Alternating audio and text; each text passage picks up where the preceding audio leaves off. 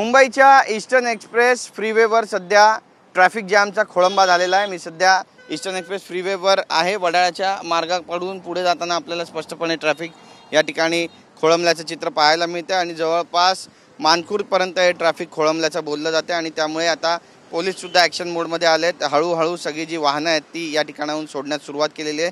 सगळ्यात महत्त्वाचं म्हणजे एक गाडी या ठिकाणी बंद पडल्याचं बोललं जाते आणि त्यामुळे बरीच वाहनं आहेत ज्यांचा खोळंबा सध्या या ठिकाणी झाला। आपण पाहतोय की पहाटेची सकाळची वेळ आहे आणि लोकांना चाकरमान्यांना आपल्या कामावर रुजू व्हायचं आहे आणि त्यासाठीच आपण पाहतोय की बसेस वगैरे ज्या मोठमोठी वाहनं आहेत ती सुद्धा पब्लिक ट्रान्सपोर्टची या ठिकाणी अडकल्याचं चित्र आपल्याला स्पष्टपणे पाहायला मिळतं आणि जवळपास 15 ते 20 मिनिटांनंतर हे ट्रॅफिक जे आहे ते या ठिकाणाहून सुरळीत होईल अशी माहिती मिळते। पण सकाळच्या वेळेस झालेल्या या वाहतूक खोळंब्याने मुंबईकर त्रस्त झालेत। कॅमेरा पर्सन प्रेम म्हात्रेसह गिरीश गायकवाड, TV9 मराठी, मुंबई।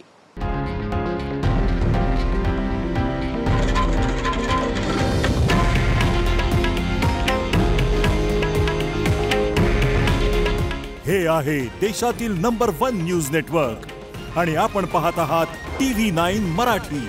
काळजी तुमची, हित महाराष्ट्राचं।